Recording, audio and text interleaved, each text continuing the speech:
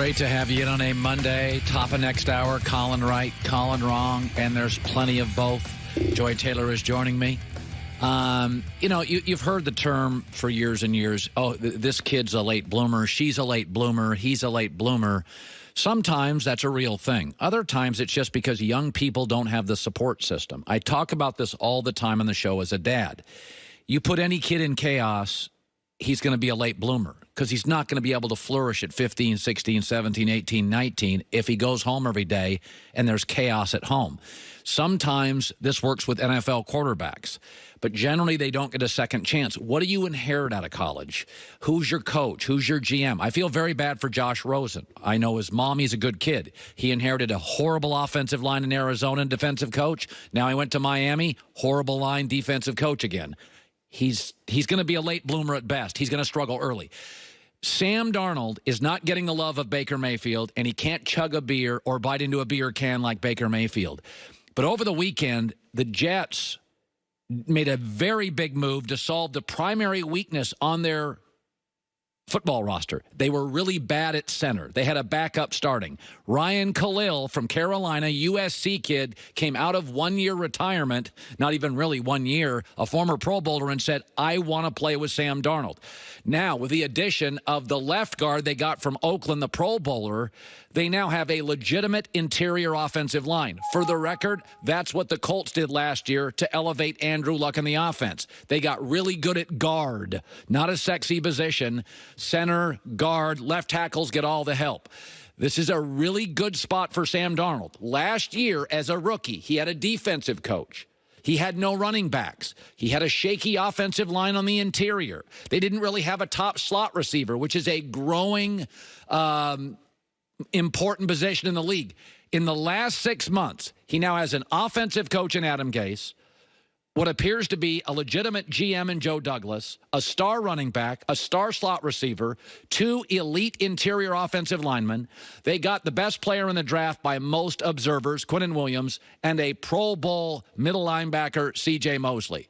That is a massive upgrade from year one. Defensive coach, incompetent GM, bad interior O-line, no dependable slot receiver. This is a real team now.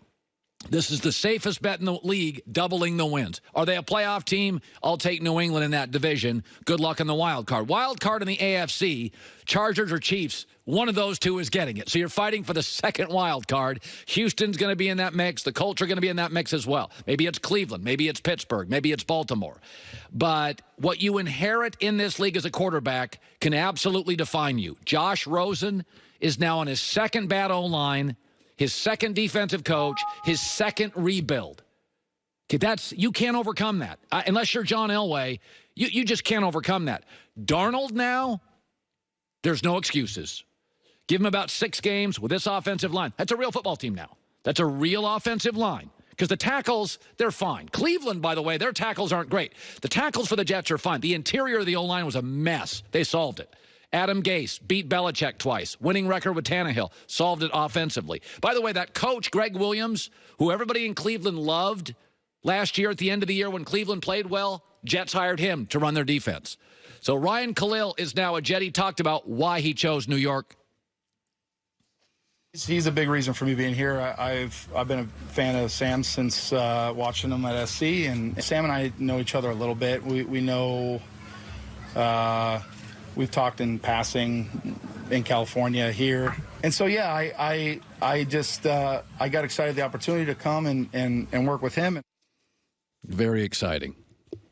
Put your money down. Uncle Colin, it's not a blazing 5 pick, 4 wins last year, 8 minimum this year. It's a real team. You know, what's funny about the NFL is that we know, as a matter of data, metrics, and facts, that a team that was great last year will go into the tank. It happens every year, often twice. We also know a 4 or 5 win team will double their wins. That happens every year, too. Actually, the double your win teams are really easy this year. San Francisco NFC, Jets AFC. They've just added better players. I mean, you can't get over it. San Francisco added D. Ford and Joey Bosa. Okay, they got to have a better pass rush. That was a problem last year. Then they added a back. Then they drafted a great receiver. Jimmy Garoppolo's healthy. The 49ers are going to double their win total. It's not a difficult one. You know, in life, the easy stuff, you don't get layups very often. Niners are going to double their wins. That's a layup. Jets, you don't think it's a layup? Just look again at their additions. Competency at the top. GM, coach, running back, slot, interior O-line. D-line's better. Star captain defensively, C.J. Mosley. Like, that's a better team. And now Samm Darnold in his second year. This is a better football team. Double their wins. Very exciting. You know, I was gone Friday, but the whole weekend, I was waiting for Colin Right, Colin Wrong. So I got a lot of both. That's coming up. Also next hour, Clarence Hill, longtime reporter for the Fort Worth Star-Telegram, Cowboys reporter, on the Zeke holdout and the Dak and Amari upgrades on their contracts as well. Eric Dickerson, the Hall of Famer. It was Hall of Fame weekend, will be joining us too. Bucky Brooks NFL Network packed on a Monday. Hour 2 coming up in Los Angeles. It's The Herd.